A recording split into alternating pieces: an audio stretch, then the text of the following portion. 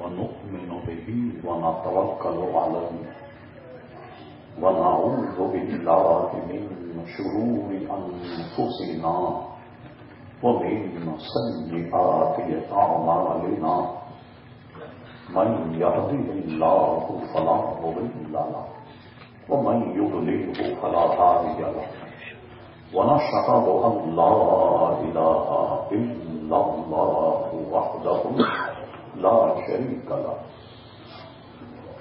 ونشهد أن سيدنا ومولانا محمدا عبده ورسوله أرسله بالحق بشيرا ونذيرا صلى الله تعالى على خير خلقه سيدنا محمد وآله وصحبه أجمعين أما بعد فأعوذ بالله من الشيطان الرجيم بسم الله الرحمن الرحيم رضي الله عنهم ورضوا عنه ذلك لمن خشي ربه صدق الله مولانا العظيم وصدق رسوله النبي الكريم إن الله وملائكته يصلون على النبي يا أيها الذين آمنوا صلوا عليه وسلموا تسليما اللهم صل على سيدنا محمد وعلى آله وصحبه وبارك وآله وبارك وسلم صلاة وسلاما عليك يا سيدي يا رسول الله. معزز حاضرین کرام، لائی کثرت احترام دیگر مہمانان کرام، خواتین و حضرات، نہایت مختصر حمد و ثناء کے بعد میں نے آپ کے سامنے قرآن مجید فرقان حمید 30ویں پارے سے ایک آیت مقدسہ تلاوت کرنے کا شرف حاصل کیا. قبل اس کے کہ متذکرہ آیت قرآنیہ کے تحت کچھ لب کشائی، اللہ تبارک و تعالیٰ سے دعا ہے کہ وہ اپنے پیارے حبیب نبی کریم رؤوف الرحیم علیہ وآلہ افضل الصلاۃ و تسلیم کے صدقے و طفیل مجھے حق کہنے کی توفیق عطا فرمائے.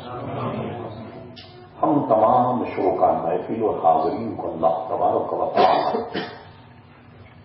حق کو سن کر اور حق کو قبول کرنے کی اور اس پر عمل کرنے کی توفیق عطا فرمائے. محترم محترم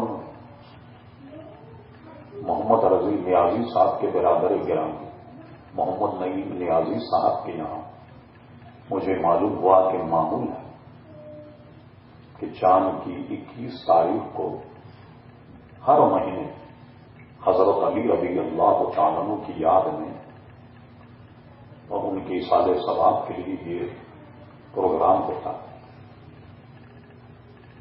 تو میں نے مناسب سمجھا کہ آج کی اس محفل میں حضرت علی رضی اللہ تعالیٰ عنہ کے فضائل و مناقب سے کچھ باتیں جو اس وقت میرے ذہن میں ہے آپ تک یا آپ کے گوش گزار کی جائے. جو آیت میں نے پڑھی ارشاد باری تعالیٰ ہوا تمام صحابہ کرام علیم و رضوان کے لیے رضی اللہ عنہم، اللہ تبارک و تعالیٰ ان سے راضی ہو گیا. رضی اللہ عنہم ورضوا عنہ، اللہ نے انہیں وہ انعام اور اکرام دیا کہ وہ اللہ تعالیٰ سے راضی ہو. ذالک لمن خشی ربہ، یہ منصب اسے ملتا ہے جو اللہ تبارک و تعالیٰ کی خشیت، اللہ تبارک و تعالیٰ سے ڈرنے والی. تمام صحابہ کرام علی رضوان اس کا مصداق. اس لیے آپ نے سنا ہوگا اور پڑھا بھی ہوگا کہ جب بھی کوئی عالم دین کسی صحابی کا نام لیتا تو یہ جملہ ضرور کہتا ہے رضی اللہ عنہ، اللہ تبارک و تعالیٰ ان سے راضی ہو گیا. ہمارے علماء نے اس کو مکروہ اور سخت مکروہ لکھا کہ جب بھی کسی صحابی کا نام لکھا جائے یہ بات ذہن میں رہے تاکہ کچھ مسائل بھی آپ تک پہنچتے رہے۔ عموماً آپ نے دیکھا کہ کتابوں میں کوئی مصنف یا مؤلف خالی رے اور داد لکھ دیتا ہے، یہ خود آپ سمجھ جائیں کہ اس سے مراد رضی اللہ عنہ کسی بزرگ کا نام لکھ کر کے رے اور ہاں لکھ دیا جاتا ہے، جس سے آپ کو سمجھ لیں کہ اس سے مراد رحمت اللہ تعالی کسی اللہ کے نبی کا نام لکھ کر خالی عین لکھ دیا جاتا ہے، جس سے آپ یہ سمجھیں کہ یہ علیہ السلام حضور علیہ السلام کا نام لیا جائے تو کہیں صاف لکھ دیا جاتا ہے خالی، جس سے آپ یہ سمجھیں کہ اس سے مراد صلی اللہ علیہ وسلم علماء نے اس کو سخت ناجائز اور مکروہ لکھا کہ جب بھی کسی نبی کا نام لیا جائے تو علیہ السلام کہا جائے، اس سے اچھا سیغہ علیہ الصلاۃ والسلام کہا جائے، حضور علیہ السلام کا نام لیا جائے علیہ السلام بھی کہا جائے، اور حضور علیہ السلام کے نام کے ساتھ صلی اللہ علیہ وسلم بھی کہا جائے۔ پورے کتابوں کا ذخیرہ آپ نکالیے کہ جب بھی کوئی صحابی کسی روایت کو بیان کرتا تو آپ دیکھیے قال نبی صلی اللہ علیہ وسلم، وہ درود شریف ضرور پڑھتے جب بھی حضور کا کوئی قول نقل کیا جاتا، تو اس لیے اس میں تمام صحابہ کرام علیہ رضوان شامل ہیں کہ رضی اللہ عنہم ورضوا عن ذلک لمن خشی ربہ۔ سب سے پہلے کچھ کہنے سے ہمارا اس تقریر کا مقدمہ سماعت فرمائے۔ صحابہ کرام علیہ رضوان وہ جماعت ہے کہ جنہوں نے حالت ایمان میں حضور علیہ السلام کو دیکھا کہ ان میں کچھ طبقات، ان کے فضائل و مناقب ہم اپنی طرف سے نہیں بلکہ حدیث شریف میں موجود ہیں، اور بعض قرآن مجید فرقان حمید کی آیات بھی اس پر شاہد۔ سب سے پہلے تو 4 صحابہ کرام علیہ رضوان سب سے افضل، حضرت صدیق اکبر، حضرت فاروق اعظم، حضرت عثمان غنی، حضرت علی رضوان اللہ تعالی علیہ مجمعین۔ ان کے بعد میں حضور علیہ الصلوۃ والسلام عشرہ مبشرہ کہتے ہیں، ان کو عشرہ مبشرہ اس لیے کہتے ہیں، لفظ عشرہ کے معنی ہے 10، مبشرہ کا مطلب حضور علیہ السلام کو جنت کی بشارت دی۔ سبحان اللہ۔ تو ان کے بعد میں 10 صحابہ کرام علیہ رضوان جو ہیں یہ سب میں افضل، حسنین کریمین یہ بھی افضل۔ پھر اس کے بعد بدری صحابہ کرام علیہ رضوان جو جن کی تعداد 313، جن کے متعلق فضائل و مناقب میں قرآن مجید فرقان حمید کی آیت نازل، اس کے بعد ان کی فضیلت، پھر بیعت عقبہ والوں کی فضیلت، اور ان کی فضیلت بھی ہے جن کو بیعت رضوان کہتے ہیں۔ حضور علیہ الصلوۃ والسلام مکہ فتح ہونے سے پہلے احرام باندھا، اور صحابہ کرام علیہ رضوان جن کی تعداد تقریباً 1500 سب نے احرام باندھا اور مکہ کی طرف چلے گئے۔ مکہ کے مضافات میں ایک وادی ہے جس کو حدیبیہ کہتے ہیں، وہاں ٹھہرے۔ ٹھہرنے کے بعد چونکہ مکہ فتح نہیں ہوا، کافروں کا ان کے سرداروں کا سلوک حضور یا صحابہ کرام علیہ رضوان کے ساتھ درست نہ، تو پہلے کسی قاصد کو بھیجا جائے تاکہ ان سے وہ باور کرائیں کہ ہم جنگ کرنے نہیں آ رہے، صرف عمرہ کریں گے، کعبے کا طواف کریں گے، صفا مروہ کریں گے، سر منائیں گے اور چلے جائیں۔ حضور علیہ السلام نے پوری صحابہ کرام علیہ رضوان کی جماعت پر نظر ڈالی، اسے سفیر بنایا جائے جو حضور کی جانب سے ان سے مذاکرات کرے۔ حضرت نبی پاک صلی اللہ علیہ وسلم کی نظر انتقال حضرت عثمان پر پڑ۔ حضرت عثمان رضی اللہ عنہ حضور نے اپنا سفیر بنایا اور مکہ بھیجا۔ مکہ جب بھیجا انہوں نے وہاں کے سرداروں سے مذاکرات کیے کہ دیکھو ہمارا کوئی ارادہ جنگ و جدل کا نہیں، ہم اور ہمارے نبی علیہ السلام خالی کعبے کا طواف کریں اور صفا مروہ کی سعی کریں گے، سر منائیں اور چلے جائیں۔ انہوں نے کہا ہم تمہارے نبی علیہ السلام اور تمہارے ساتھیوں کو اجازت نہیں دیتے۔ حضرت عثمان غنی رضی اللہ عنہ زمانے جاہلیت میں بھی مکہ کے بہت معزز مکرم مانے جاتے تھے۔ ان کو کافروں نے کہا کہ آپ تو کعبے کا طواف کریں لیکن حضور کو اجازت نہیں ہوگی، آپ کے نبی علیہ السلام۔ اب اندازہ لگائیے حضرت عثمان رضی اللہ عنہ احرام مکہ مکرمہ سرداروں کی اجازت دی اور کعبے کا طواف کرے، اور حدیث شریف میں اللہ تبارک و تعالیٰ کعبے پر روزانہ 120 رحمتیں نازل فرماتا۔ 60 رحمتوں کے مستحق تو وہ ہوتے جو خانے کعبے کا طواف کرتے، 40 رحمتوں کے مستحق وہ ہوتے جو خانے کعبے کے سامنے نماز پڑھتے، اور 20 رحمتوں کے مستحق وہ ہیں جو نہ طواف کرتے، نہ نماز پڑھتے، نہ تلاوت کرتے، نہ درود شریف پڑھتے، نہ کوئی دعا پڑھتے، کچھ نہیں، خالی کعبے کو اپنی آنکھوں سے دیکھتے رہیں، وہ بھی 20 رحمتوں کے مستحق۔ کعبے کو دیکھنا بھی عبادت ہے۔ تو حضرت عثمان غنی رضی اللہ عنہ کے قلب و جگر میں عشق مصطفیٰ صلی اللہ علیہ وسلم اس قدر راسخ، فرما تم تو مجھے کعبے کے طواف کی اجازت دیتے ہو، لیکن جب تم ہمارے آقا کو اجازت نہیں دیتے تو رکھو تمہارا کعبہ، میں تو کعبے کا طواف بغیر حضور کے نہیں کروں گا۔ اور کعبے کو چھوڑ کر یہاں آ گئے۔ پھر ایک لمبا واقعہ، وہ واپس آئے، پھر صلح حدیبیہ ہوئی وغیرہ وغیرہ۔ انہیں یہاں پہنچنے میں کچھ دیر ہو گئی، صحابہ میں کچھ چیمیں گوئیاں ہونے لگ گئی کہ کہیں ایسا تو نہیں حضرت عثمان رضی اللہ عنہ کو مکہ کے کافروں نے قتل کر دی۔ تو اب اس پر صحابہ کرام علیہ رضوان حضور سے بیعت کرنے لگے کہ اگر کوئی معاملہ ایسا ہوا تو مکہ کے لوگوں سے آخری وقت تک ہم جنگ کریں گے، چھوڑیں۔ سب بیعت کر رہے ہیں، سب بیعت کر چکے۔ تو یہ اعزاز صرف حضرت عثمان غنی رضی اللہ عنہ کا حاصل کہ سب جب بیعت کر چکے، حضور علیہ السلام نے فرمایا، جو مسلم شریف کی حدیث، کہ چونکہ حضرت عثمان اللہ اور اس کے رسول کے کام میں لگے، یعنی میں نے ان کو بھیجا، تو اب یہ دیکھو، یہ ہاتھ میرا اور یہ ہاتھ عثمان کا، میں عثمان کی بیعت کرتا ہوں۔ اپنے ہی ہاتھ میں ہاتھ لے کر حضرت عثمان غنی رضی اللہ عنہ کی بیعت کی۔ یہ اعزاز سوائے حضرت عثمان غنی رضی اللہ عنہ کی کسی کو میسر نہیں آئے۔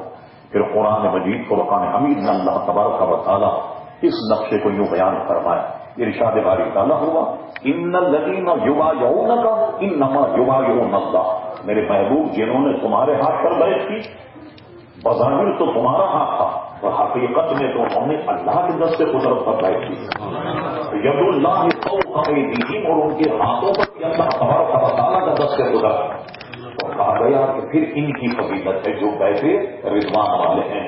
اس طریقے سے محترم حضرات، صحابہ کرام رضوان کے فضائل، لیکن بنیادی بات کیا ہے کہ حضرت یہ چاروں خلفاء راشدین، یہ سب سے ان کی فضیلت زیادہ ہے۔ خدا کا نظام دیکھیے، جنہوں نے کہا حضرت علی کو پہلا خلیفہ ہونا چاہیے، بہت اطمینان سے سنے، اگر حضرت علی پہلے خلیفہ ہوتے تو کیا دوسرے خلیفہ صدیق اکبر، فاروق اعظم دوسرے خلیفہ ہوتے؟ کیا عثمان غنی تیسرے خلیفہ ہوتے؟ یہ نظام قدرت ہے کہ جو دنیا سے پہلے جانے والا پہلے وہ خلیفہ بنا، جو دوسرے نمبر پر جانے والا دوسرا خلیفہ بنا، جو تیسرے نمبر پر جانے والا اسے تیسرا خلیفہ بنا، جو چوتھے نمبر پر جانے والا چوتھا خلیفہ وہ، یعنی حضرت علی رضی اللہ عنہ۔ یہ اللہ تبارک و تعالیٰ کی کیسے تقسیم ہے؟ لوگ عموماً اس معاملے میں بے احتیاطی برتتے، مگر آپ غور فرمائیے اللہ تبارک و تعالیٰ کا کیسا نظام۔ تو ان کی فضیلت ہے صحابہ کرام علیہ رضوان۔ اب آئیے، چونکہ یہ جلسہ حضرت علی رضی اللہ تعالیٰ عنہ کی یاد میں منعقد کیا جاتا ہے، چند باتیں جو اس وقت ہمارے ذہن میں ہیں وہ آپ کی خدمت میں عرض کیے دیتا ہوں۔ حضرت علی رضی اللہ تعالیٰ عنہ سب سے پہلے مسلمان، ایک بحث محدثین میں چل رہی ہے۔ ایک حدیث شریف میں ہے کہ سب سے پہلے اسلام لانے والے حضرت صدیق اکبر، ایک حدیث شریف میں کہ سب سے پہلے اسلام قبول کرنے والے حضور کے غلام تھے زید بن حارثہ رضی اللہ عنہ۔ ایک حدیث شریف میں ہے کہ سب سے پہلے مسلمان ہونے والی حضرت خدیجہ الکبریٰ، اور ایک حدیث شریف میں ہے کہ جب حضور نے اعلان نبوت فرمایا تو حضرت علی رضی اللہ عنہ کی عمر شریف سے 10 برس کی تھی، تو حضرت علی پہلے ایمان لائے۔ اب چاروں حدیث مختلف، بظاہر چاروں میں ایسا لگتا ہے کہ مخاصمت ایک دوسرے سے ٹکرا رہی۔ لیجیے ہمارے امام اعظم ابو حنیفہ رضی اللہ عنہ کا قول سنیے، کتنی پیاری بات کہی، اللہ تعالیٰ ان کی قبر کو رحمت و رضوان سے بھرے۔ ہمارے امام اعظم فرماتے ہیں کہ چاروں باتیں بالکل درست ہیں، کہ سب سے پہلے حضرت علی ایمان لائے، سب سے پہلے ابوبکر صدیق ایمان لائے، سب سے پہلے حضرت خدیجہ الکبریٰ ایمان لائے، سب سے پہلے زید بن حارثہ ایمان لائے، چاروں درست ہیں حدیث۔ پر میں تفصیل اس کی یہ ہے، یہ کہا جائے کہ جوان مردوں میں سب سے پہلے ایمان کون لایا؟ وہ صدیق ہے۔ بچوں میں سب سے پہلے ایمان کون لایا؟ وہ حضرت علی۔ عورتوں میں سب سے پہلے ایمان کون لایا؟ وہ حضرت خدیجہ الکبریٰ۔ غلاموں میں سب سے پہلے ایمان کون لایا؟ وہ زید بن حارثہ۔ بات بالکل صاف ہوگی، کیسی تقریر امام اعظم ابو حنیفہ رضی اللہ عنہ نے کی کہ اختلاف بالکل ختم ہو گیا اور ہر حدیث ہر روایت اپنی جگہ بالکل درست اور بالکل صحیح ہے۔ حضرت علی رضی اللہ عنہ کا شمار سب سے پہلے ان بچوں میں ہے جو حضور صلی اللہ تعالی علیہ وسلم پر ایمان لائے۔ اس کے بعد حضور علیہ السلام نے ان کی پرورش اپنے ذمے لی، اور پرورش کرنے والے بھی حضور صلی اللہ تعالی علیہ وسلم، اور ان کی پرورش کرنے کے بعد حضور علیہ السلام نے سب سے بڑا کرم یہ کیا کہ اپنی بیٹی حضرت فاطمہ رضی اللہ تعالی عنہ کا نکاح حضرت علی رضی اللہ تعالی عنہ سے کیا، جو سب سے حضور علیہ السلام کی پیاری اور چہیتی بیٹی تھی وہ حضرت فاطمہ رضی اللہ عنہ بیٹی تھی، ان کا نکاح حضور علیہ السلام سے کیا۔ یا عموماً یہ بحث چلتی ہے، لوگ جو دوسری صاحبزادیوں کی عظمت کو نہیں مانتے، عموماً لوگ جو کہتے ہیں اس کو بھی ذرا سن لیجیے آپ۔ کہتے ہیں حضور علیہ السلام کی صرف ایک ہی بیٹی جن کا نام فاطمہ۔ ہمارا مذہب کیا ہے؟ حضور کی 4 صاحبزادی ہیں، سب سے بڑی صاحبزادی حضرت زینب، ان سے چھوٹی صاحبزادی حضرت رقیہ، ان سے چھوٹی جو صاحبزادی، ان کے بعد جو صاحبزادی ہیں جس میں حضرت عثمان غنی رضی اللہ تعالی عنہ کے نکاح میں وہ تھی، وہ تیسری صاحبزادی۔ چوتھی صاحبزادی حضرت فاطمہ۔ کہا جاتا ہے کہ نہیں، ایک ہی صاحبزادی حضور علیہ السلام کی ہے، کیونکہ اگر 4 صاحبزادی مانی جائیں ان کی تفصیل یہ ہے۔ حضرت زینب کا نکاح بقول شیخ موقی شاہ عبداللہ محدث دہلوی اپنی تحقیق مدارج نبوت بیان فرماتے ہیں، ان کا نکاح حضرت ابو العباس سے ہوا، اور ان سے ایک صاحبزادی جن کا نام امامہ۔ مشکاہ شریف میں کتاب الصلاۃ میں حدیث شریف ہے کہ امامہ کھیل رہی تھی یا رو رہی تھی، تو حالت نماز میں حضور علیہ السلام نے ان کو گود میں لے لیا۔ بعض فقہ بڑے فقیہ اس پر بحث کرتے ہیں، فرماتے ہیں یہ شاید اس زمانے کی بات ہے کہ جب نماز میں کچھ حرکت کرنا جائز تھی، اشارہ کر دینا یا بات کرنا، اس کے بعد وہ منسوخ ہو گیا۔ اب نماز میں نہ اشارہ کر سکتے ہیں، نہ بات کر سکتے ہیں، نہ آواز دے سکتے ہیں، نہ کسی کو سلام کر سکتے ہیں، اور نہ کسی کے سلام کا جواب دے سکتے ہیں۔ یہ سب ممانعت ہو گئی اس بات کی، تو حضور علیہ السلام ان کو گود میں بھی اٹھایا، جن کا نام حضرت امامہ تھا۔ اب دیکھیے کیا 4 صاحبزادیاں حضور علیہ السلام کی ہیں، اس کا ثبوت کیا ہے؟ میں قرآن کی آیت آپ کے سامنے پیش کرتا ہوں، جس سے پتہ لگا حضور کے ایک صاحبزادی نہیں بلکہ 4 صاحبزادی ہیں۔ پڑھیے قرآن مجید فرقان حمید، ارشاد باری تعالیٰ ہوا، یا ایھا النبی قل لازواجک وبناتک ونساء المؤمنین، اے میرے حبیب علیہ السلام جو بات ان سے ارشاد فرمائی جا رہی اپنی تمام ازواج سے کہہ دو، وہ بناتے کا اپنی بیٹیوں سے کہہ دو، وہ نساء المؤمنین ساری عورتوں سے کہہ دو۔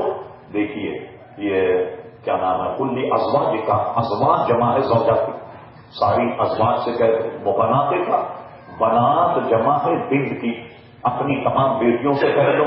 اگر حضور کی ایک بیٹی ہوتی تو قرآن کی آیت یہ ہوتی کل ازواج کا و بنت کا، میرے محبوب یہ بات اپنی تمام بیویوں سے کہہ دو اور اپنی بیٹی سے کہہ دو، تو قرآن کی نص سے پتہ لگا حضور کی بیٹیاں بھی بیٹی نہیں۔ حضرت فاطمہ کی فضیلت یہ کہ اعلان نبوت سے پہلے یہ تینوں صاحبزادیاں حضور علیہ السلام کی پیدا ہوئی، اور اعلان نبوت کے بعد حضرت فاطمہ پیدا ہوئی۔ اب یہ اعزاز حضرت فاطمہ کو حاصل ہوا کہ حضور علیہ السلام نے اعلان نبوت فرمایا، تو اس کے بعد حضرت فاطمہ پیدا ہوئی جو سب سے چہیتی بیٹی۔ حضور علیہ السلام نے حضرت علی کی پرورش بھی کی اور اپنی صاحبزادی کا نکاح بھی حضرت علی سے کر دیا. اب آپ حدیث کی کتابوں جہیز پڑھتے ہیں. حضور علیہ السلام نے جہیز کیا دیا؟ اللہ اکبر. آج جہیز کی لاکھ میں لوگ مبتلا تو اس کو دیکھ کر کے آدمی حیران. ایک بانج کی پلی ہوئی چارپائی, ایک مٹکا, 2-4 اور ضروری چیزیں, سادہ بستر. آج آپ کسی شادی میں اگر دے تو داماد آپ کے سر پہ کھڑا پھوڑ کر کے بھاگ جائے, کہے گا جی کیا یہ جہیز کا سامان. اللہ اکبر. ایک بہت بڑی دعوت ہماری نکل گئی. اور آپ اگر اعداد و شمار پڑھے, ہندوستان کی BBC کی رپورٹ بتا رہا, 1 سال میں جہیز کی لعنت سے تنگ آ کر تقریباً 50,000 سے زائد خواتین پھانسی لے کر کے مر جاتی ہیں ہندوستان میں, جن کی شادیاں نہیں ہو. یہ الٹرا ساؤنڈ جب سے نکلا بھائی بہت بڑی اچھی بات, آدمی کے اندر کی ساری کیفیت کو بتا دیتا, بیماری کو بتا دیتا. اب تو الٹرا ساؤنڈ کا حال یہ ہے کہ وہ تو یہ بھی بتا دیتا کہ ماں کے پیٹ میں لڑکا ہے یا لڑکی. ابھی تو وہاں بھی یہ کہتے رہے کہ وہ یانم و محفل آرام, کوئی نہیں جانتا کہ ماں کے پیٹ میں کیا. اگر یہ ہوگا تو شرک ہو جائے گا, سمجھے. اب لگاؤ فتوا الٹرا ساؤنڈ پر کتنا بڑا شرک ہوا کہ الٹرا ساؤنڈ بتا دیتا کہ جناب لڑکا ہے یا لڑکی. اور ہماری حدیث میں سنیے, حضور صلی اللہ علیہ وسلم کے صحابی, حضور کا مقام تو بہت بڑا. صدیق اکبر جب وصال ہوا تو آپ نے اپنی جاگیر کو اعلان فرما, میرے انتقال کے بعد یہ میری جاگیر تقسیم کرنا. اس میں ایک لڑکے کا نام زیادہ بتایا. تو آپ کی جو اولاد تھی انہوں نے کہا حضور ہم تو اتنے بھائی اتنی بہن, یہ ایک بھائی کا بھی اضافہ کر کے اس کا حصہ بھی بتانا اس کو ملے. یہ ابو بکر صدیق رضی اللہ فرمان, میرے وصال کے بعد میں میری اہلیہ کہ یہاں ایک بیٹا پیدا ہوگا یہ اس کا حصہ ہے. وہ یعلم ما فی الارحام, ماں کے پیٹ کی خبر حضرت صدیق اکبر رضی اللہ تعالیٰ عنہ نے دی. تو آپ گویا ملاحظہ فرما سکتے. تو ہندوستان الٹرا ساؤنڈ میں اگر لڑکی آ گئی, ان لڑکی کو جس کو کہتے ہیں انگریزی اس کی آپ بنا دیجیے اسقاط حمل, کم سے کم 50,000 سے زائد کیس ہوتے, بچیوں کو مار دیا جاتا. کہ ایسا نہ ہو کہ یہ پیدا ہو تو جناب جہیز کا آپ ذرا حضرت فاطمہ رضی اللہ عنہا کا جہیز دیکھیے کہ انہوں نے کیا دیا جہیز, اور حضرت علی نے قبول کیا.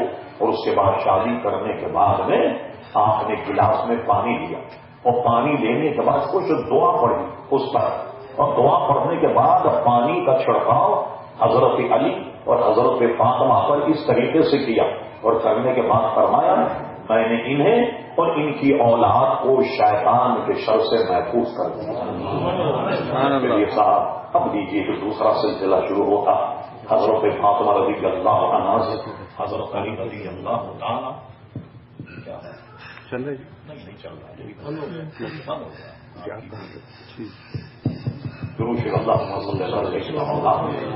محمد جود والکرم وآلہ وبارک وسلم صلاۃ و سلام علیک سیدی یا رسول اللہ صلی اللہ علیہ وسلم. پھر ان سے 3 اولاد حضرت امام حسن, امام حسین, یہ ہو یا اور ایک صاحبزاد, 3 اولاد ان سے ہوں. ان کی فضیلت بھی سنی. حضرت فاطمہ رضی اللہ تعالی عنہ ایک مرتبہ بھوکی. حضور جب گھر تشریف لائے تو چہرے سے ملاحظہ کرنا کہ یہ بھوکی. حضور علیہ السلام سے انہوں نے بھوکی شکایت کی. کہا حضور میں نے 3 دن سے کچھ نہیں کھایا. حضور علیہ السلام نے اپنے شکم سے کپڑا اٹھا کر کہا بیٹی میں نے تو 7 دن سے کچھ نہیں کھایا, حالانکہ میں اللہ کا نبی 7 دن سے کچھ نہیں کیا. بیٹی تو اس بات پر راضی ہے کہ اللہ تبارک و تعالیٰ نے تجھے نوجوان خواتین کا سردار بنا دیا ہے جنت کا. جنت کی بشارت دی حضور علیہ السلام نے تمام خواتین کی تم سردار جنت میں جتنے خواتین. بلکہ ایک حدیث شریف میں ہے کہ میں نے حضرت جبریل امی کے کہنے پر اپنی بیٹی کا نام فاطمہ رکھا اور فاطمہ کے معنی جنتی کیا. سبحان اللہ. اور حضرت علی رضی اللہ تعالیٰ عنہ کی فضیلت آپ ملاحظہ فرمائی. حسنین کریمین کے والد گرامی بھی ہیں. سب کو جمع کیا جائے تو بہت طویل مضمون ہو جائے. حضور صلی اللہ تعالی علیہ وسلم ان بچوں پر اتنی شفقت کرتے کہ علامہ عبد الرحمان صفوری رحمۃ اللہ علیہ نزہت المجالس میں اس حدیث کو نقل کیا کہ ایک مرتبہ حضور علیہ الصلوۃ والسلام حضرت علی حضرت فاطمہ کے گھر دیکھا دونوں بچے رو رہے. فرمایا بیٹی یہ کیوں رو رہے؟ کہا یا رسول اللہ صلی اللہ علیہ وسلم انہیں پیاس لگ گئی تو گھر میں پانی موجود نہیں. حضور علیہ السلام نے بڑے صاحبزادے کو لیا اور اپنی زبان ان کے منہ میں دے دی. وہ زبان چوسنے لگے. ظاہر بچے چھوٹے جب ہوتے ہی کوئی چیز منہ میں چوسنے لگ جاتی. وہ چوسنے لگے. تھوڑی دیر کے بعد وہ سیراب ہو. دوسرے بیٹے کو اپنے گود میں لیا. انہیں بھی اپنی زبان منہ میں دے دی. وہ بھی ان کی زبان چوس کر سیراب ہو گئے. لیکن حضور علیہ الصلوۃ والسلام کی زبان میں وہ کمال اللہ نے دیا کہ پیاسے بچے اگر اسے چوسے اللہ تبارک و تعالیٰ کو سیراب کر دیتا. اور ایک حدیث شریف میں جس کو مشکات ملی حضرت امام حسن حضور علیہ السلام کے کندھے پر سوار کے جا رہے. کسی صحابی کی نظر پڑی. انہیں بڑا اچھا تبصرہ کیا کہ اے صاحبزادے بڑی عمدہ سواری پر سوار. کتنی شاندار سواری پر سوار. حضور نے ان کی بات سن کر فرمایا کہ سوار کو بھی تو دیکھو کتنا پیارا ہے. اس سے اندازہ لگائی حضور علیہ السلام کی شفقت و مہربانی جو حسنین کریمین کے ساتھ تھی. تو حضرت فاطمہ رضی اللہ تعالیٰ عنہا بھی حضور علیہ السلام کی چہی. ایک حدیث شریف میں ہے جب حضور علیہ السلام کہیں باہر تشریف لے جائے تو سب سے ملنے کے بعد میں سب سے آخر میں حضرت فاطمہ سے مل کر اس کے بعد تشریف لے جائے. اور جب شہر میں داخل ہوتے تو سب سے پہلے حضرت فاطمہ کے یہاں تشریف لاتے. ان سے مل کر کے پھر گھر جاتے. اور ایک روایت میں یہ بھی کہ جب حضرت فاطمہ آتی تو حضور کھڑے ہو جایا کرتے تھے. ان کے ہاتھ کو بوسہ بھی دیا کرتے تھے. شفقت اور مہربانی.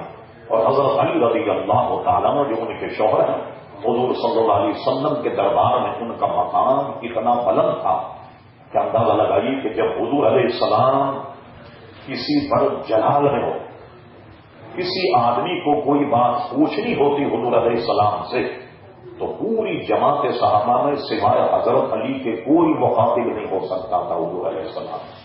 جب حضور علیہ السلام کسی پر غضبناک ہوتے یا جلال ہوتا تو سوائے حضرت علی کے کوئی شخص جو ہے وہ حضور علیہ السلام سے کلام نہیں کر سکتا تھا. آئیے اور آگے چلیے. حضرت عبداللہ ابن مسعود کی حدیث ہے. فرماتے ہیں یہ ہو چیزیں فضیلت. فرما حضرت علی کے چہرے کو دیکھنا عبادت. پہلے ہم نے بتایا کہ کعبے کو دیکھنا عبادت. فرمایا کہ حضرت علی کے چہرے کو دیکھنا عبادت. بعض حضرات جو صحابہ کرام رضوان میں مخاصمت پیدا کرتے ہیں یا بیان کرتے ہیں ان کو اس حدیث سے مت لینا چاہیے. حضرت صدیق اکبر رضی اللہ عنہ سے یہ حدیث ایک تو عبداللہ ابن مسعود کی ہے, ایک حضرت صدیق اکبر رضی اللہ عنہ سے یہ حدیث. حضرت صدیق اکبر فرماتے ہیں کہ حضرت علی رضی اللہ تعالی عنہ کا چہرہ دیکھنا یہ عبادت ہے. مجھے بتائیے اگر کوئی مخاصمت ہوتی کیا ابو بکر صدیق یہ کہتے کہ حضرت علی رضی اللہ عنہ کا چہرہ دیکھنا جو ہے وہ عبادت. اب میں آپ کو بتاؤں کہ صحابہ کرام رضوان میں اور حضرت علی میں کتنا ربط تھا, کتنی محبت تھی.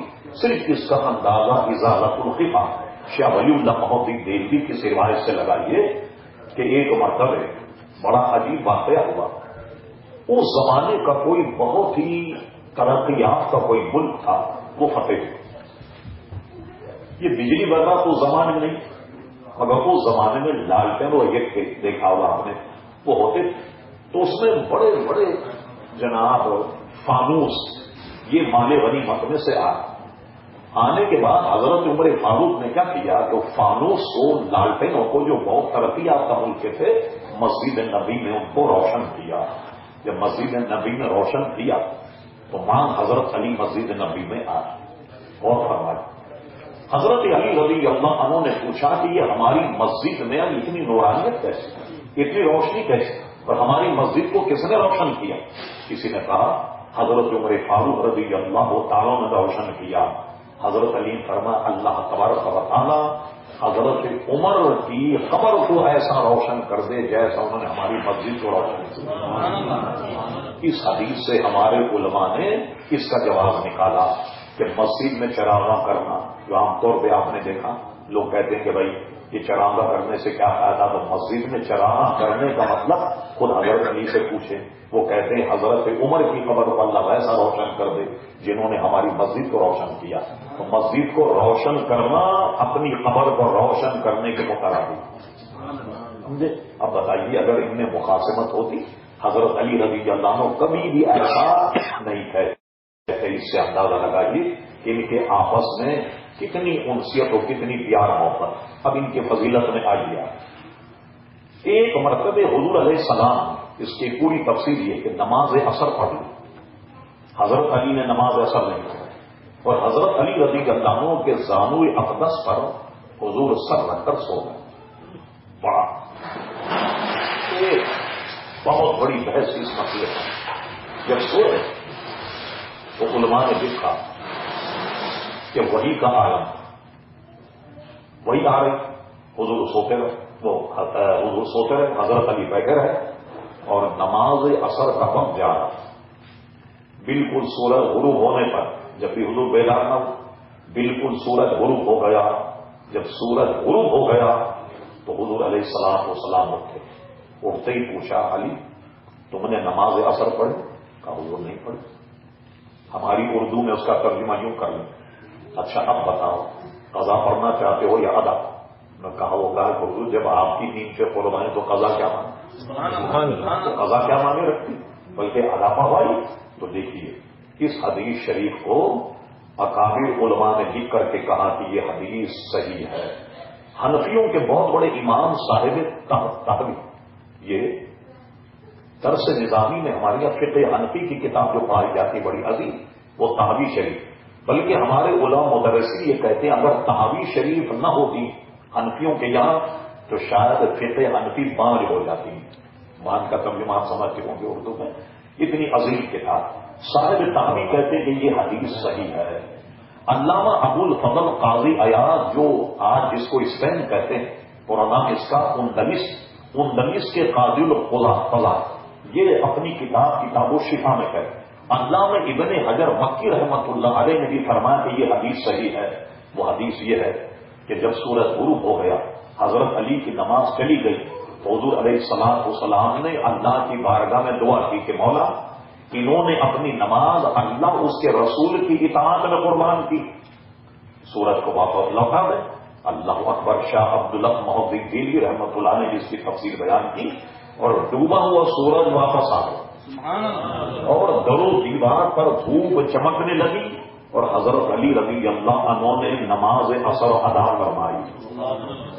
اس پر بعضوں نے اختلاف کیا یہ کیسے ہو سکتا کہ جناب ڈوبا ہوا سورج واپس آ جائے.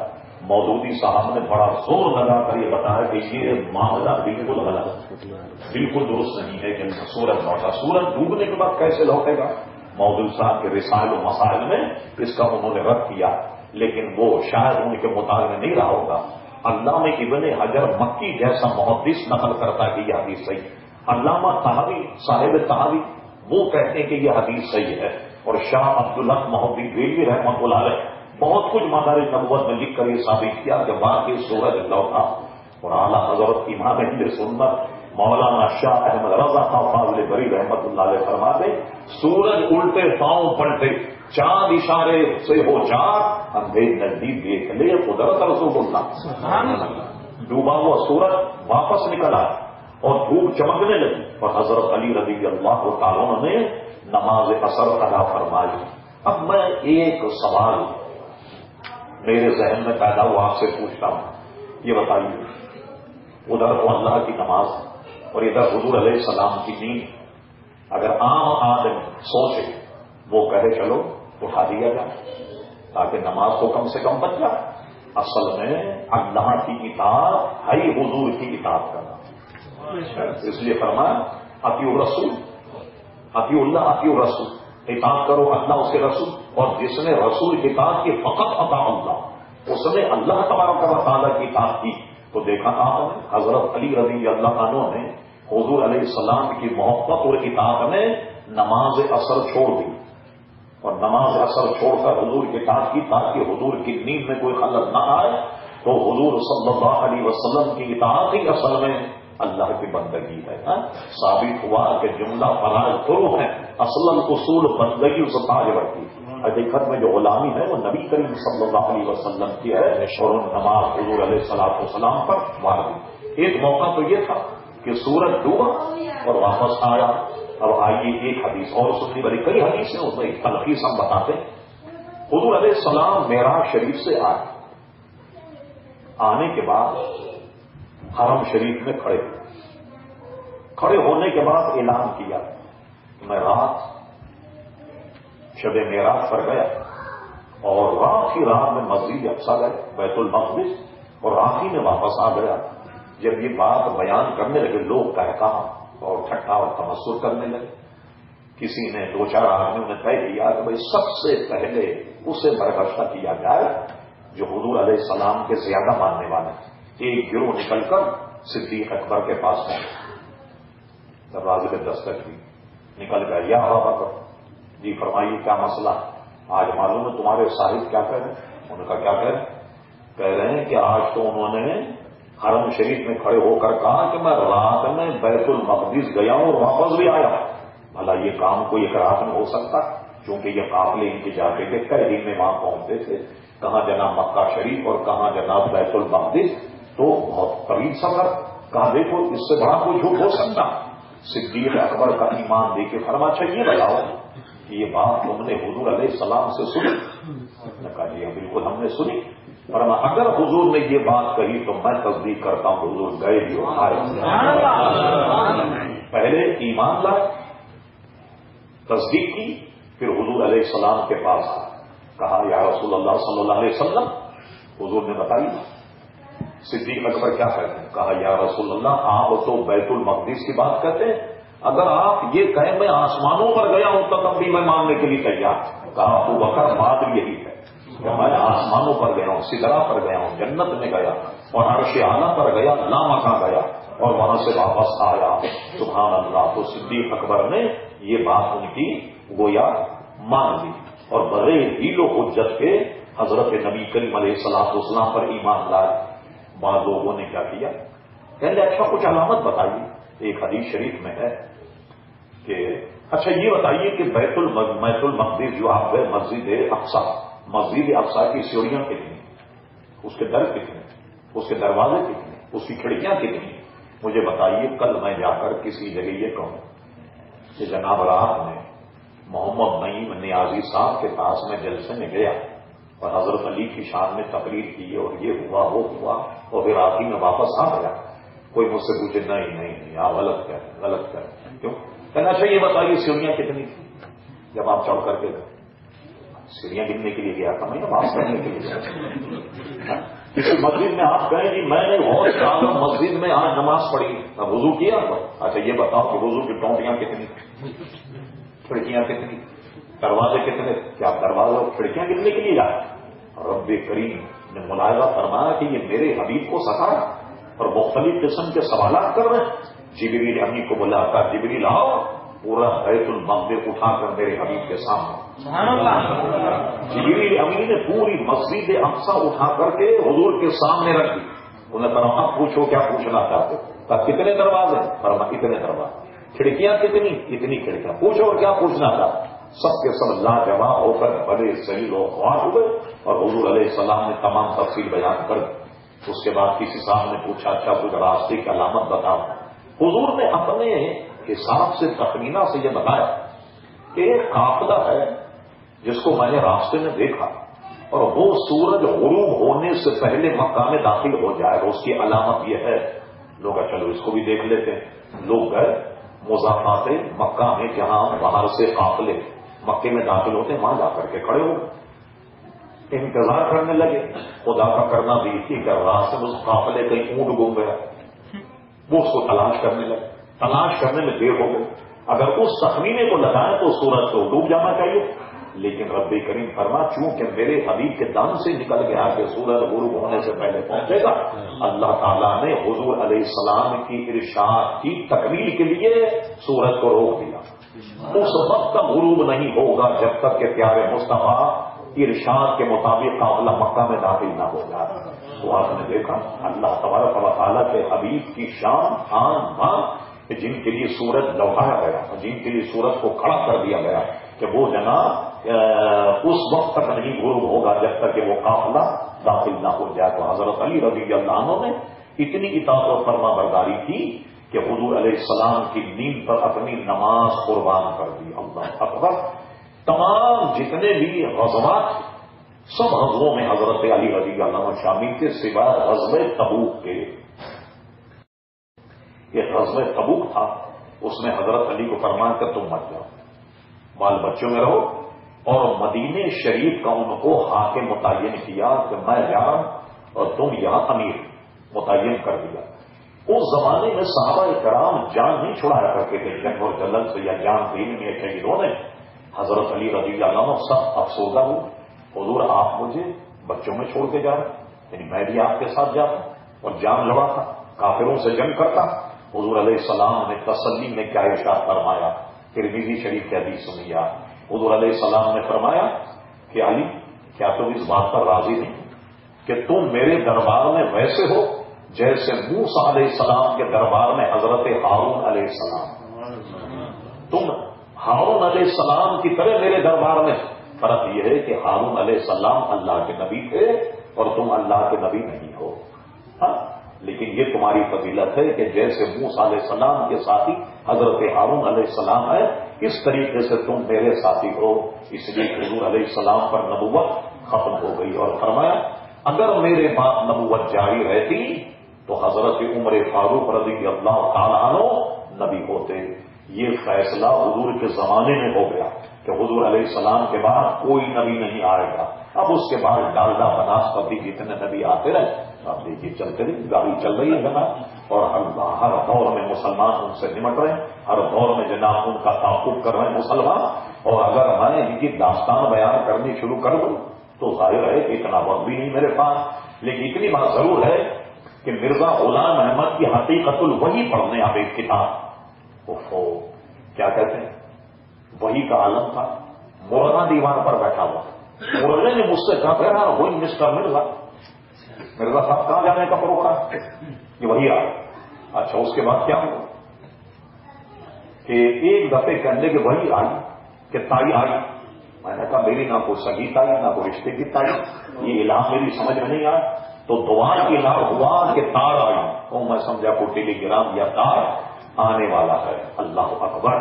اس قسم کی بے شمار معاملات آپ اس کے دیکھیے تو کہیں بھی آپ کو کوئی بات نظر نہیں آئی کسی قسم کی بھی. اللہ اکبر. ایسا شخص گرداسپور کا رہنے والا، اعلیٰ حضرت لکھا مغل بچوں اور گرداسپور میں پیدا ہوا، انگریزوں کے بھتے سے پلا اور ہمارے سرکار کے منہ لگ رہا کہ میں نبی. اللہ اکبر. تو جتنے لوگ پیدا ہوئے حضور علیہ السلام اور صحابہ کرام نے یا تو سب کو قتل کیا، کسی کو نہیں چھوڑا.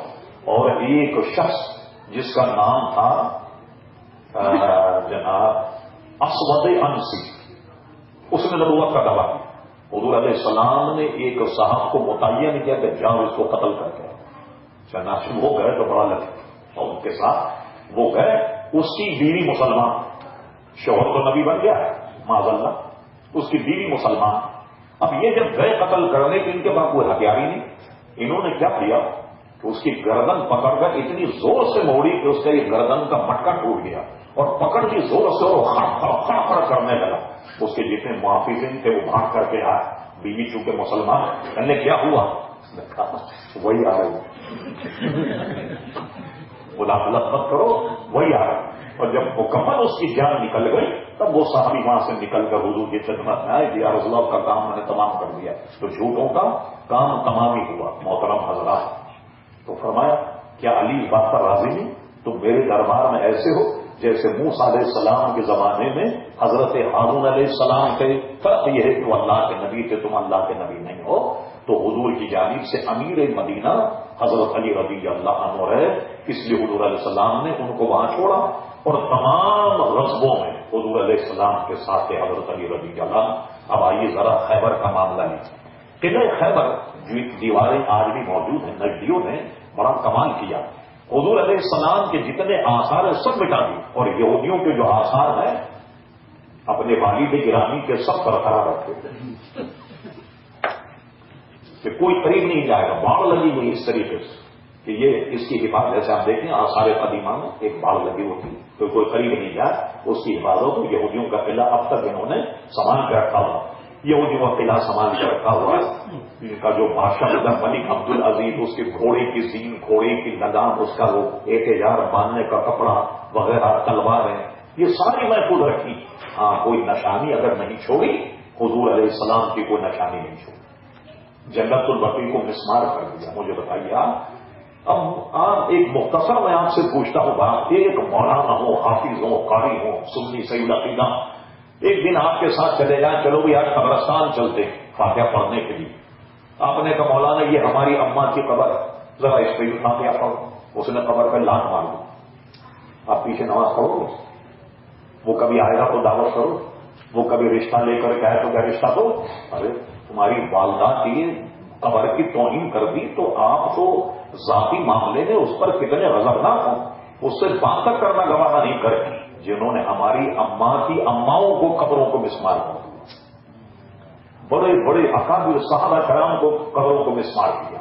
بلکہ یہ کہتے تھے کمبخت گنبد خضرا کو صنم اکبر کہتے سب سے بڑا بت ہے، اس کو بھی مٹائیں گے. مگر اللہ کا کرم یہ ہوا گنبد خضرا کو نہیں مٹا سکے، باقی ساری نشانیوں مٹا دیا. آپ جائیں حضرت حمزہ رضی اللہ تعالی عنہ کے مزار تک جتنے بھی شہداء بہت ہیں جنہوں نے جانیں دی، کوئی قبر نظر آتی ہے، کوئی سلسلہ نظر آتا. حالانکہ اسلام کو زندہ کرنے والے یہ لوگ ہیں. حضرت حمزہ کے قاتل تھے حضرت وحشی جو بعد میں ایمان لے آئے. جب قتل کیا ہندا نے ان کا کلیجہ چیرا، بوٹی نکال کر دل کو ایسے چڑھائے، کلیجے کی بوٹیاں بنا کر ہاں ڈالا اپنے گلے. اور حدیث شریف میں کہ حضرت حمزہ کا حضور اتنا روئے اس سے پہلے کبھی کسی کے جنازے پر نہیں روئے. اور عالم یہ تھا کہ جب ان کو قبر میں اتارا گیا تو کفن اتنا تھا کہ سر کو ڈھکا جائے تو پیر کھل جاتے، پیروں کو ڈھکا جائے سر کھل جاتا تھا. ایک ایسا بھی دور اسلام پر تھا محترم حضرات. تو آج انہوں نے کیا کیا؟ بدر کا میدان دیکھیے آپ کبھی جانا ہو، میں گیا ہوں جانا ان کے یہاں منع ہے لیکن کسی طرح ہم پہنچ گئے تو صرف ایک جگہ ہے کہ بھائی یہاں بدری صحابہ ہیں، ایک مینار پر نام لکھ دیے گئے، کسی کی قبر میں سب مسمار کر کے اس کو میدان کر دیا گیا. یہ تو وہ لوگ ہیں جو اسلام کی بنیاد، ان کو تو سب کو باقی رکھنا چاہیے تھا آپ کو ساری تاریخ کو کہ یہ کتنے اکابر و کیسے لوگ تھے. یہ 14,000 کہ جنہوں نے کفر و اسلام کی سب سے بڑی جنگ لڑی، یہ سب کو انہوں نے مسمار کر کے رکھ دیا. ہر بات دوسرا اختیار کر گئی. ان حضرات کے یہاں یہ ساری چیزیں گویا منع، اور ساری چیزوں سے انہوں نے اب بچنا اور پرہیز کرنا عزیزان گرامی شروع کر دیا. قلعہ ہے بہت مضبوط قلعہ ہے یہودیوں کا، پہلے گھر پہ کئی حملے کیے لیکن ناکام. تو اس زمانے میں قلعے کا دروازہ بند کر دے. اس زمانے میں مسلمانوں کے پاس بلکہ کوئی ایجاد نہیں تھی گولا یا بارود قسم کی کہ کوئی دیوار پر مارا جائے تو دیوار گر جائے، دروازے پر مارا جائے تو دروازہ ٹوٹ جائے اور فوجیں داخل ہو جائے. کوئی ایسا ساز و سامان نہیں. ایک مرتبہ حضور علیہ السلام نے فرمایا کل میں ایسے کے ہاتھ میں جھنڈا دوں گا کہ جو اللہ سے محبت رکھتا ہو اور رسول سے محبت رکھتا ہو اور اللہ اس کا رسول بھی اس سے محبت رکھتا ہو، ایسے کے ہاتھ میں علم دوں گا. اب بتقاضۂ بشریت کتنے دلیر بہادر صحابی ہر ایک سمجھا شاید مجھے جھنڈا ملے، شاید مجھے جھنڈا ملے. حضور نے فرما علی کا حضور انہیں آشوب چشم ہو گیا. ایک بیماری ہوتی جس میں آنکھوں سے پانی نکلتا ہے، آشوب چشم اس کو کہتے ہیں طب میں. ان کو آشوب چشم ہو گیا. فرما بلا ان کو بلا کے لانے کے بعد حضور نے اپنا لعاب دہن ان کی آنکھوں میں لگا دیا. ان کی آنکھیں بالکل درست ہو گئیں اور جھنڈا حضرت علی کو دے دیا. حضرت علی لے کر گئے وہ پھاٹک جسے وہ بند کر کے اور مسلمانوں کے حملے کو ناکام کر دے. حضرت علی رضی اللہ عنہ نے وہ پورا پھاٹک اکھیڑ اور اکھیڑنے کے بعد اس طریقے سے لے کر کھڑے ہو گئے کہ اس کے اوپر سے فوج قلعے میں گھس گئی اور آنن فانن میں محترم حضرات قلعہ خیبر فتح ہو گیا. اور فتح ہونے کے بعد ابن کثیر کی روایت بھی ہے، دوسرے مورخین نے لکھا کہ اس جنگ کے بعد اس پھاٹک کو جب اٹھایا گیا تو 40 آدمیوں نے اسے بمشکل گھٹنے تک اٹھایا جسے حضرت علی نے ڈھال بنا لیا تھا. اتنے جرأت اور اتنی طاقت اللہ انہیں عطا فرما دی تھی. غرض یہ حضرت علی کے ساتھ سازش ہوئی. بہت طویل بات ہے. عبداللہ بن سبا بنیادی طور پہ یہودی تھا، یہ خارجی، یہ حضرت علی رضی اللہ تعالیٰ عنہ کے پیچھے لگ گئے. جب یہ یہودی تھا تو حضرت موسیٰ علیہ السلام حضرت عیسیٰ علیہ السلام پر جھوٹی حدیثیں گھڑا کرتا حضرت علی رضی اللہ عنہ کے ساتھ ہوا تو بھی اس نے اپنا کام دکھایا، اور یہاں تک کہ حضرت علی رضی اللہ تعالیٰ عبد الرحمان نامی ایک شخص نے اس طریقے سے قتل کیا کہ آپ کی سادگی کا عالم یہ تھا کہ جناب آپ راستے میں چلتے لوگ اٹھاتے چلتے چلو نماز کے لیے، چلو نماز کے لیے، اینڈ اس موقع پر حضرت علی رضی اللہ عنہ کو اس نے وار کیا، اور کہا جاتا ہے کہ 19 تاریخ کو یہ وار ہوا اور 2 دن آپ زندہ رہے، اور 21 تاریخ کو آپ کا وصال ہوا۔ آپ کے وصال کے بعد اب معاملات بڑے مختلف، آپ کو کہاں دفنایا گیا اس میں علماء مختلف۔ امام جلال الدین سیوطی رحمۃ اللہ علیہ تاریخ الخلفاء میں لکھا، حضرت علی نے فرمایا کہ جب میرا انتقال ہو تو میرے جسم کو اونٹ پر رکھے اور اونٹ پر رکھ کر چھوڑ دے جہاں وہ جائے۔ ایک روایت یہ ہے کہ نجف اشرف جہاں اس وقت حضرت علی کا مزار ہے، حضرت علی رضی اللہ عنہ کا یہی مزار ہے۔ ایک روایت یہ ہے کہ کوفے کے گورنر ہاؤس میں آپ کو دفن کیا گیا اور اس کے بعد میں وہاں سے نکال لیا گیا، نقل مکانی ہوئی، اس لیے کہ خارجی اتنے خبیث تھے کہ حضرت علی کے جسم کو نکال کر ہو سکتا ہے اس کی کوئی تذلیل کرتے نکال لیا گیا۔ ایک روایت ہے کہ یہاں سے نکالنے کے بعد مدینہ شریف میں جنت البقیع میں انہیں دفن کیا گیا۔ ایک اور بات سن لی لطیفے سے کم نہیں ہے، افغانستان کے علماء یہ کہتے ہیں، افغانستان کی خبروں آپ نے دیکھا کہ خبر آتی مزار شریف، ایک پورے ضلع کا نام مزار شریف، کہتے ہیں جب اونٹ پر حضرت علی کا جسم رکھا گیا تو وہ کوفے سے افغانستان پہنچا، تو افغانستان میں جس ضلع کا نام مزار شریف ہے بہت عالیشان مزار حضرت علی رضی اللہ عنہ کا وہاں بنا ہوا ہے۔ ہمارے عموماً مشائخ یہ کہتے ہیں کہ نجف اشرف جو ہے اس میں حضرت علی رضی اللہ تعالیٰ عنہ کا مزار ہے۔ اور عزیزان گرامی آخری بات میں عرض کر کے گفتگو ختم کرتا ہوں کہ مجھے 1.25 گھنٹے سے بھی زیادہ ہو گیا بولتے ہوئے، بلکہ 1 گھنٹہ ہونے والا۔ ایک آخری بات میں عرض کروں، صحابہ کرام علیہ رضوان میں جو آپس کی مخاصمت تھی نا، کبھی اس میں کلام نہ کیا جائے، کیوں کہ بہت گہرا مطالعے کی ضرورت ہے۔ اگر مطالعہ آپ کا درست نہ ہو، خدا نہ خاصہ کو بے ادبی کا لفظ صحابہ کرام بھی نہیں نکل، اس لیے میں نے آیت یہی پڑھی، رضی اللہ عنہم ورضوا عنہ، اللہ ان سے راضی ہو گیا، وہ اللہ سے راضی ہو گئے، ان کے متعلق کچھ نہ کہا۔ حضور علیہ السلام کے بعد خبردار میرے صحابہ کرام اور رضوان کے بارے میں سمجھ کر کے بولنا۔ حضرت عمر بن عبد العزیز رضی اللہ تعالیٰ کا واقعہ کہ کسی نے پوچھا، کہنے لگے یہ جو صحابہ میں آپس میں جنگیں ہوئی اس کے متعلق آپ کا کیا ارشاد؟ عمر بن عبد العزیز نے فرمایا، کیا ہم اس فوج میں تھے؟ ہماری تلواریں چلیں، ہمارے گھوڑے دوڑے، ہمارے بھالے چلے؟ ان کا نہیں۔ فرمایا جب اللہ تعالیٰ نے ہماری تلواروں کو محفوظ رکھا، ہمیں چاہیے کہ اپنی زبانوں کو بھی محفوظ رکھیں۔ آخری بات سنیے، شاہ عبدالحق مہودی دہلی رحمۃ اللہ علیہ کے عقائد پر ایک کتاب ہے، وہ فقیر کے پاس ریکارڈ میں موجود ہے، جس کا نام ہے تکمیل الایمان۔ اس میں حضرت علی کا یہ قول موجود، سبحان اللہ، حضرت علی کی قبر پر اللہ رحمت و رضوان سے بڑھتے۔ ایک شخص آیا، عمر آپ دیکھا لوگ غلط فہمی پھیلاتے رہتے، ایک شخص آیا کہنے لگے علی رضی اللہ عنہ یہ بات تو بتا، حضرت ابوبکر صدیق کے زمانے میں کتنی فتوحات ہوئی، 2.5-3 لاکھ مربع میل پر اسلامی حکومت پھیل گئی، پھر فاروق اعظم آئے، اتنی فتوحات ہوئی کہ قیصر و کسریٰ فتح ہو گئے، بغداد، عراق یہ فتح ہو گیا، بصرہ فتح ہو گیا، مصر فتح ہو گیا، کتنی فتوحات ہوئی؟ ایک اندازے کے مطابق کہتے ہیں کہ 22 لاکھ مربع میل سے زیادہ سلطنت جو اسلامی تھی اس سے وسعت ہو گئی، 22 لاکھ مربع میل سے بھی زیادہ، بعضوں نے کہا کہ 27 لاکھ مربع میل۔ حضرت عثمان غنی کے زمانے میں رضی اللہ عنہ بحری جنگیں، لوگ شپ میں جاتے اور پوری حکومتوں کو محض کر کے آ جاتے۔ فاروق اعظم کشتی پر جنگ لڑنے کے قائل ہیں، ان سے کہا گیا بحری جنگ لڑ، تو ابن کثیر امام سیوطی نے لکھا کہ پہلے فاروق اعظم نے کہا کہ میں وہ سواری دیکھوں جس سے جنگ کرے، وہ کشتی پر گئے، جب کشتی ادھر ادھر یہ ہونے لگی، پانی میں ڈولنے لگی، فرمایا نہیں میں اجازت نہیں دیتا کہ کشتیوں پر جنگ کی جائے، مجھے اس میں خطرہ زیادہ لگا۔ لیکن حضرت عثمان غنی رضی اللہ عنہ کے زمانے بحری جنگیں ہوئی، بہت اسلام پھیلا، کہاں تک؟ تو سب تفصیل کرنے لگے، آپ کے زمانے میں کچھ نہیں ہوا، کیا بات، معقول اعتراض تھا، آپ کے زمانے میں کچھ نہیں ہوا، آپس کی جنگی میں یہ وہ ہوئی. حضرت علی نے کتنا شاندار جواب دیا جس کو شیخ موقف نے لکھا. فرمایا کہ ابو بکر صدیق کے زمانے میں اس لیے ہوا انہیں مشورہ دینے والے میرے جیسے لوگ. فاروق اعظم کے زمانے میں اس لیے ہوا مجھے ان کو مشورہ دینے والے میرے جیسے لوگ. عثمان غنی کے زمانے میں اس لیے ہوا انہیں مشورہ دینے والے میرے جیسے. اور میرے حکومت نے اس لیے کچھ نہیں، اب مجھے مل گئے تمہارے جیسے. اب جس کو تمہارے جیسے مل جائے تو کیا حال ہوگا. تو ہم نے دیکھا کتنا اخلاص ہے حضرات میں اور آپس میں محبت میں کہ انہوں نے کہا جس کو تمہارے جیسے مشورہ دینے والے مل جائیں تو کیا ثمرات ہوگا، کیا کل ہوگا، یہ تم خود ہی سوچ سکتے ہو. یہ جواب دے کر سائل کے منہ کو بند کر دیا.